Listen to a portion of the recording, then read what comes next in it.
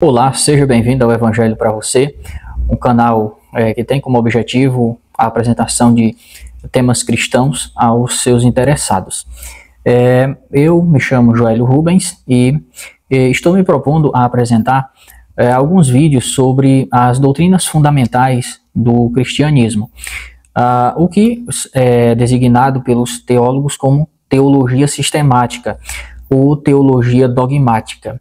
E, para tanto, eu queria hoje apresentar as obras literárias que irei usar para fundamentar o que irei expor nos vídeos subsequentes. Então, eu irei me fundamentar particularmente nessa obra aqui, objeto de apresentação desse primeiro vídeo. Então, claro, antes de mais nada, queria apresentar a obra que vai nos guiar nos futuros vídeos sobre as doutrinas fundamentais da fé cristã. Repare que eu não estou falando sobre doutrinas fundamentais protestantes, embora eu aborde o assunto pela perspectiva protestante. No entanto, eu irei falar sobre doutrinas fundamentais comuns à fé cristã, que todos os cristãos, em geral, concordam, embora talvez se você for à periferia da cristandade, você vai ter algumas denominações, talvez protestantes, que não acreditem em tais doutrinas.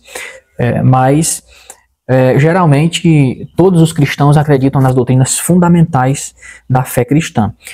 Quais sejam? A doutrina de Deus, doutrina do homem em relação a Deus, doutrina de Cristo, doutrina da salvação, doutrina do Espírito Santo, doutrina da igreja e a doutrina das últimas coisas.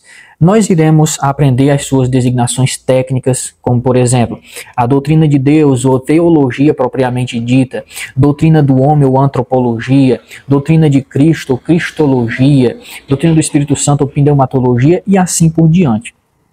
Doutrina da igreja, eclesiologia, escatologia, doutrina das últimas coisas. Então, para começo de conversa, seria talvez um exagero dizer que todo cristão tem por necessidade ter uma obra dessa, uma teologia sistemática em mãos. Eu acho que essa afirmação seria um exagero.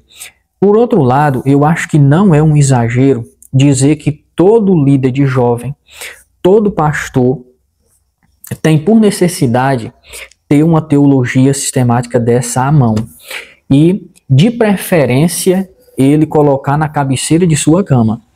Porque, antes de mais nada, ele é um líder, é uma pessoa de influência na igreja. Então, ele tem que estar a par de todas as doutrinas bíblicas, por assim dizer, no mínimo para dar uma resposta apropriada. Como o apóstolo Pedro nos diz na Escritura Sagrada que nós devemos dar uma resposta coerente, sólida, apropriada àqueles que nos perguntarem a razão da nossa fé. Nós encontramos isso nas cartas de Pedro. Então, sob essa ótica, eu queria apresentar para vocês esse material que vai nos guiar nessa série de vídeos. A informação importante aqui é a seguinte, que nada do que eu irei dizer está fundamentado em minhas ideias. Todas as doutrinas que irei tratar já debatida a longo prazo, organizadas a longo prazo, desde os apóstolos, passando pelos pais da igreja e até chegar a nós. Então, tudo está documentado. Eu vou buscar fazer o possível para não dizer nenhuma informação de natureza pessoal minha, mas tudo que eu falar vou buscar embasar em documentos para que você possa ter a transmissão do conhecimento teológico por fontes seguras. Então, depois de ter apresentado aqui o nosso projeto, eu queria agora me deter especificamente nessa obra. Em primeiro lugar, você vê o tema que introduz aqui a obra, teologia sistemática ou teologia dogmática. O que vem a ser teologia sistemática? Cada autor, cada teólogo, estudante bíblico, ele tem a sua definição própria. Por exemplo, nós vamos chegar aqui em Luiz Berkhof. Mas outro autor, o autor dessa teologia sistemática aqui, Ele tem a sua definição própria e bem básica, bem simples. Inclusive eu já li essa teologia inteira e ela é muito boa, mais acessível do que essa aqui, porque essa azulzinha, ela tem um linguajar mais acessível. Essa aqui tem uma linguagem um pouco mais densa. Nós vamos falar um pouco da diferença dessa e de mais outra teologia sistemática. Esse autor, para o Wayne Grudem, a teologia sistemática é tudo o que a Bíblia diz como um todo sobre um tema bíblico, em suas palavras. Aqui ele diz, logo de entrada na página de número 1, ele diz assim, que é teologia sistemática? Teologia sistemática é qualquer estudo que responda à pergunta: o que a Bíblia como um todo nos ensina hoje acerca de qualquer tópico? Para o Wayne Grudem, o autor dessa teologia sistemática significa tudo o que a Bíblia afirma como um todo a respeito de um tópico bíblico. Assim, se você vai falar sobre trindade, teologia sistemática seria o que a Bíblia como um todo fala sobre trindade. Não o que a Bíblia em parte fala sobre trindade. Isso aí seria mais uma teologia bíblica.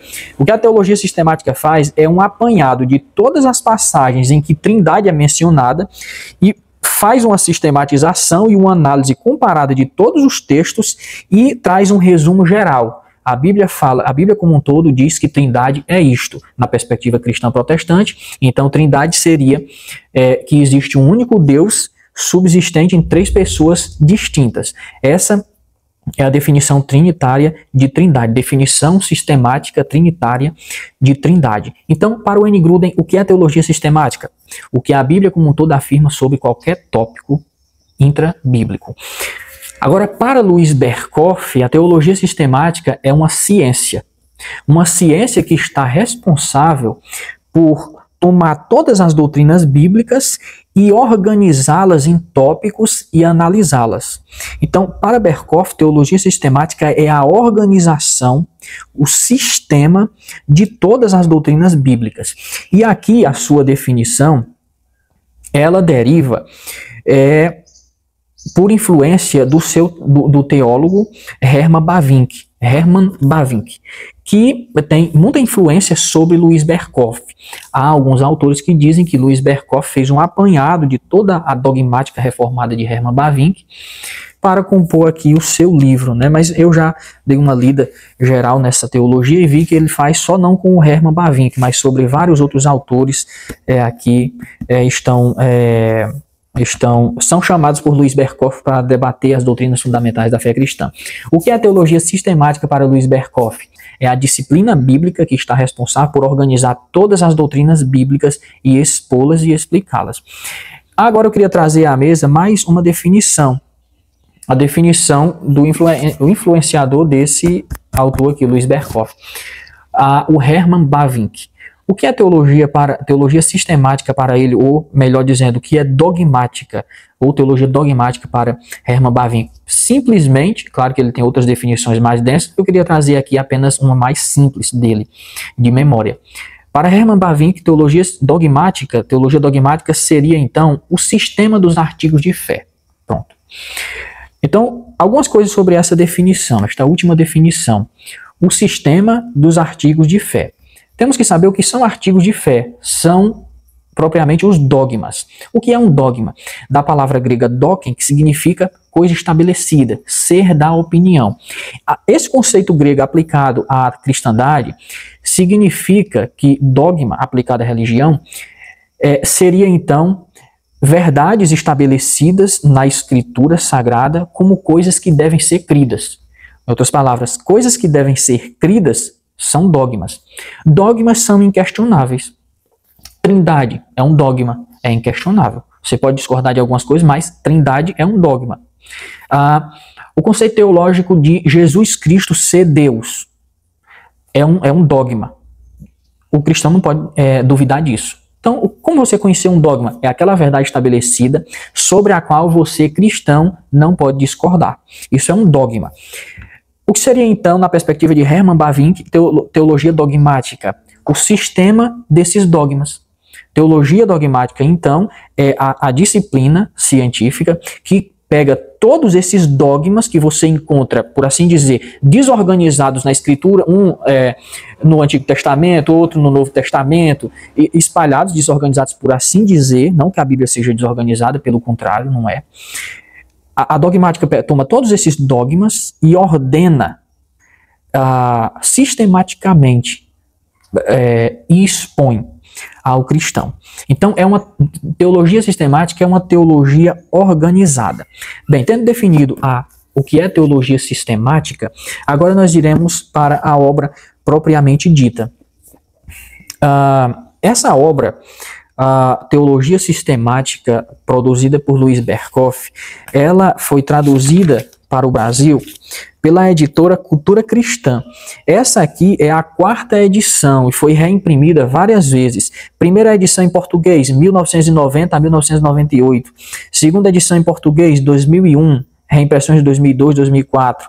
Terceira edição, 2007. Quarta edição, que é essa aqui, 2012. Reimpressões em 14, 15, 17, 19, 21 e 23.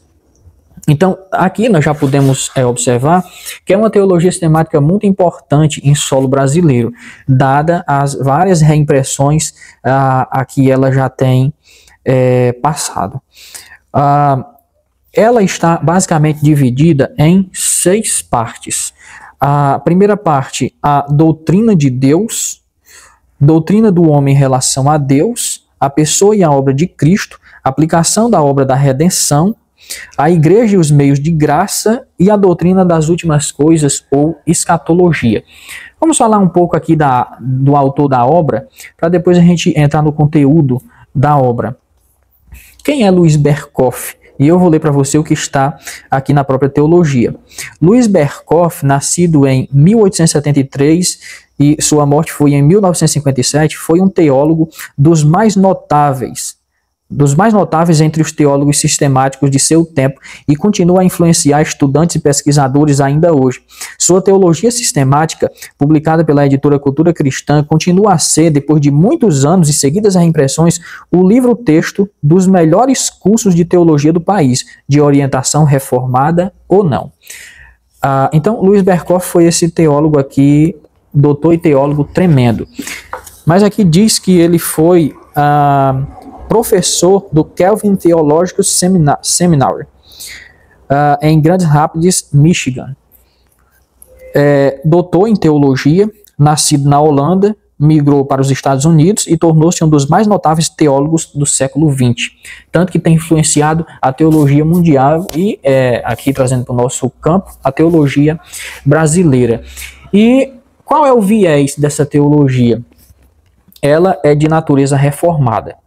Então, para você que não está tão inteirado sobre a teologia reformada, na sequência de vídeos nós iremos abordar o assunto e eu acredito que você vai ter uma noção do que seria isto. Agora vamos entrar um pouco sobre a apresentação da obra. Como disse, a obra está basicamente dividida em 6 partes. A primeira parte, então, ele trata sobre a doutrina de Deus ou teologia própria. Essa doutrina aqui ele divide em 2 subpartes. A primeira parte ele trata sobre o ser de Deus e a segunda parte sobre as obras de Deus, o que Deus é e o que ele faz. Então, o que Deus é? Ele trata então sobre a existência de Deus, a cognoscibilidade de Deus, ou Deus pode ser conhecido, Deus é cognoscível, Deus é conhecível. Nós iremos observar que sim, Deus, por mais que seja incompreensível, ele pode ser conhecido. Sobre o ser de Deus ainda, relação do ser de Deus e dos seus atributos, os nomes de Deus, os atributos de Deus em geral, os atributos incomunicáveis, os atributos comunicáveis, nós iremos saber perfeitamente o que é isso aqui. A Trindade Santa, agora sobre o que Deus faz, as obras de Deus, os decretos divinos em geral, a predestinação, a criação em geral, a criação do mundo espiritual, a criação do mundo material e a doutrina da providência. A doutrina da providência, então, conclui aqui a primeira parte da dogmática reformada. Vamos entrar, então, na apresentação da segunda parte. Doutrina do homem com relação a Deus. O homem e seu estado original. Ele vai tratar, então, da origem do homem. Ele vai colocar várias perspectivas à mesa e vai trazer vários autores e vai debater essa questão sobre a origem do homem. Coisas muito interessantes sobre isso que o cristão deve saber. A natureza essencial do homem, como o homem é constituído, o homem como a imagem de Deus, aspecto muito importante sobre a doutrina do homem em relação a Deus, o homem na aliança das obras, o homem no estado de pecado. Ele vai tratar sobre a origem do pecado. Você sabe como o pecado se originou, como ele nos afeta, como ele, de alguma maneira, afeta as nossas ações, como o pecado atingiu a nossa vontade, como nós nos tornamos escravos do pecado, como é essa nossa natureza escravizada ao pecado. Qual é a influência do pecado sobre nós? Vamos aprender sobre conceitos históricos sobre o pecado, vários dados bíblicos, a natureza do primeiro pecado, o pecado original, o caráter essencial do primeiro pecado, qual é a essência do pecado, o seu caráter, o que lhe caracteriza, a transmissão do pecado, como o pecado é transmitido. Muitas pessoas fazem a pergunta, Adão pecou, o que eu tenho a ver com isso? Nós iremos saber como o pecado foi transmitido do primeiro cabeça humano para a sua descendência. Qual é a natureza dessa transmissão do pecado? O pecado na vida da raça humana, como o pecado atua na humanidade, a punição e a punição do pecado. O pecado tem uma punição, segundo o cristianismo protestante, sim. E muitas outras coisas, aqui eu estou só fazendo uma apresentação dos temas. Por exemplo, você vai saber o que é uma aliança, qual é a sua natureza da aliança da graça, os aspectos duplos da aliança, as diferentes dispensações da aliança. Então finalizamos a segunda parte. Entramos então na terceira parte, a doutrina da pessoa e obra de Cristo. Muitas pessoas precisam entender essa doutrina da pessoa e da obra de Cristo, porque nessa doutrina reside os próprios aspectos essenciais e fundamentais para a salvação do homem. Iremos aprender 3 coisas sobre essa doutrina de Cristo. A pessoa de Cristo, os estados de Cristo e os ofícios de Cristo. Sobre a pessoa de Cristo, o autor vai trabalhar sobre a doutrina de Cristo na história, os nomes e naturezas de Cristo, a unipessoalidade de Cristo. Nós vamos entender aqui esses conceitos de por que unipessoalidade? Os estados de Cristo, o estado de humilhação, seu estado humano, e o estado de exaltação, sua glorificação depois da ressurreição.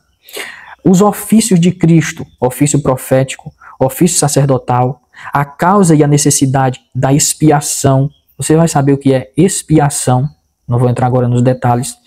A natureza da expiação, coisa essencial para a nossa salvação. Teorias divergentes sobre a expiação, os diversos modos de os cristãos crerem na expiação. O propósito e extensão da expiação, a obra intercessória de Cristo, o seu ofício real. Então nós entramos na quarta parte, a doutrina da aplicação da obra de redenção, doutrina polêmica. Muitos cristãos se dividem aqui.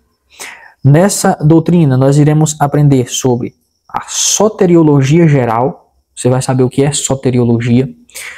Operações do Espírito Santo em geral.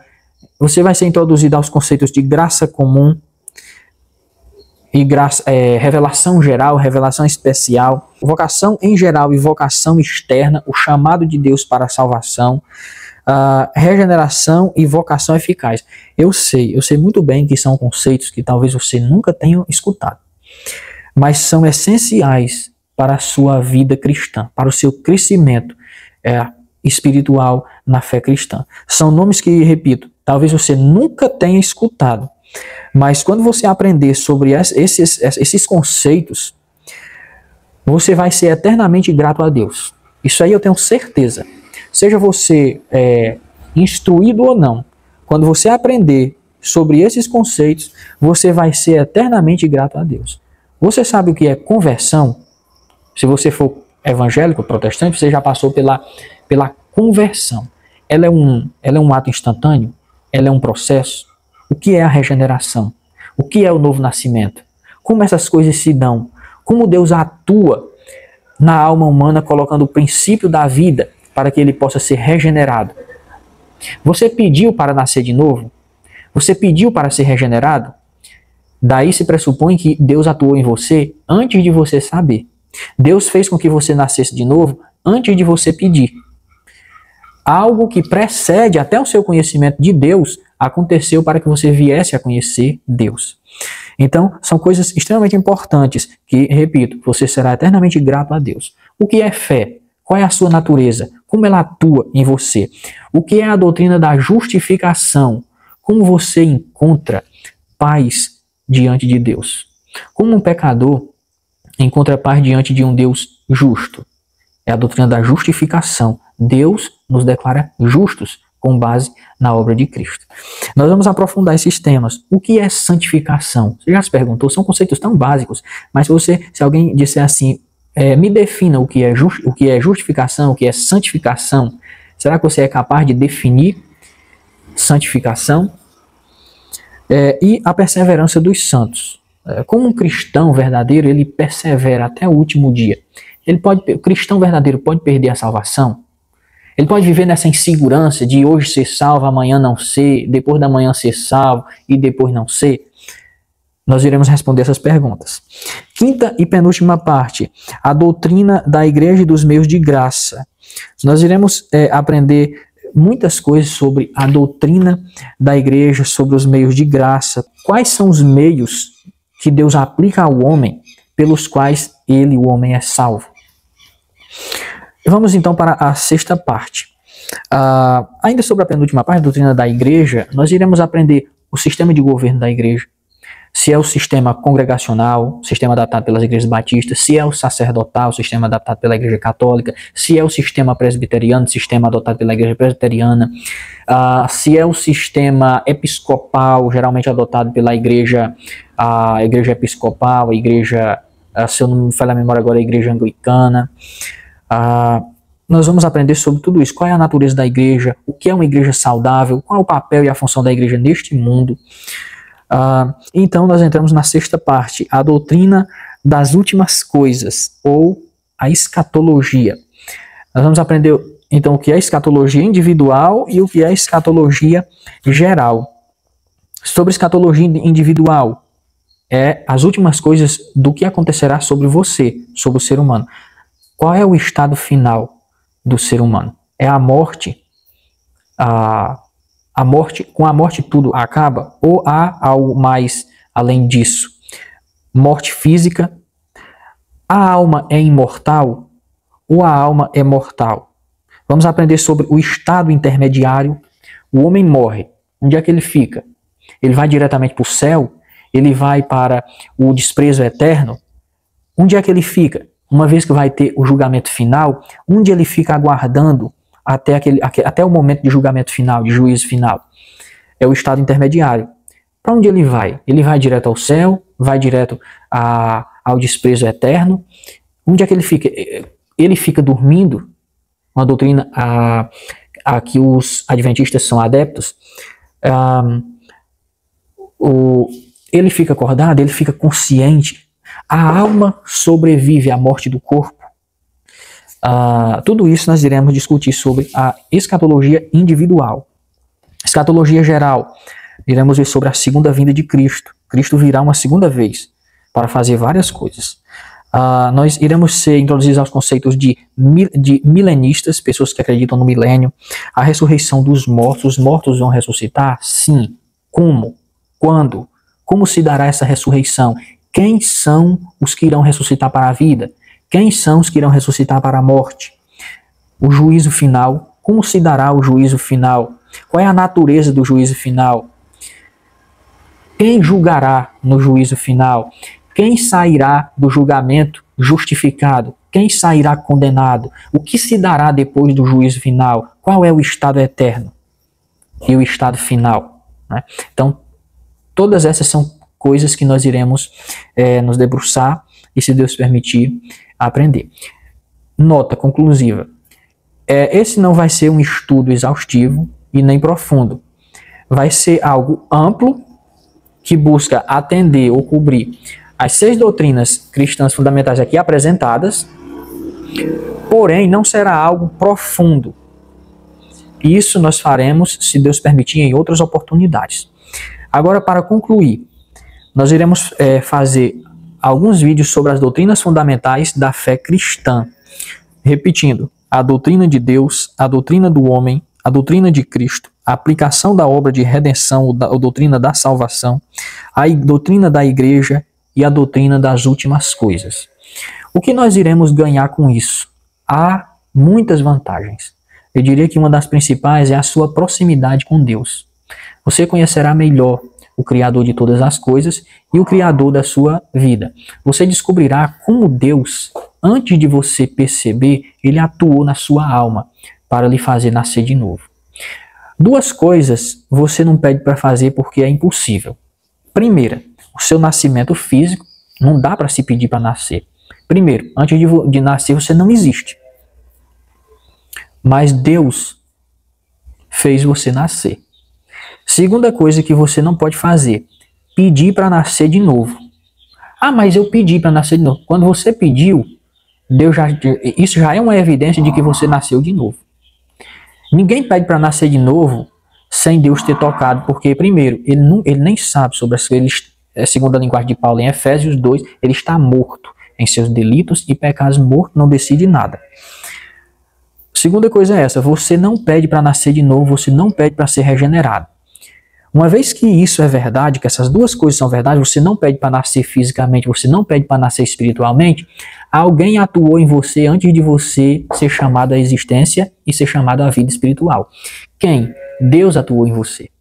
Daí você vê as dimensões do amor de Deus. Ele quis te criar, quis que você fosse um ser humano, para conhecer o belo, para conhecer o amor, para conhecer todas essas coisas, todas essas perfeições infinitas que estão no ser de Deus. Deus quis te criar para te apresentar o que é a felicidade infinita, o que é a alegria infinita, o que é amor infinito. E Deus quis fazer você nascer de novo para que você possa se aproximar dele e conhecer realmente o que é ser feliz de verdade. O que é ser feliz de verdade? Conhecer o amor perfeito, ser imergido nesse amor, conhecer a verdadeira felicidade, a verdadeira alegria, ter paz, caminhar para uma paz perene, uma paz perfeita, ter alegria na alma, sem falar de vantagens propriamente ditas. Você poderá ficar mais capaz de dar uma resposta mais coerente e adequada àqueles que te perguntarem as razões de sua fé. Você será preparado para orientar outras pessoas sobre a doutrina de Deus, sobre a doutrina do homem, sobre a doutrina de Cristo, sobre a doutrina da salvação, sobre a doutrina da igreja, sobre a doutrina do Espírito Santo, sobre a doutrina das últimas coisas. Então são muitos os benefícios. Eu diria que o principal é você conhecer a Deus e conhecer a si próprio. Acho que essa seria uma bênção especial. Nos veremos, se Deus quiser, nos próximos vídeos.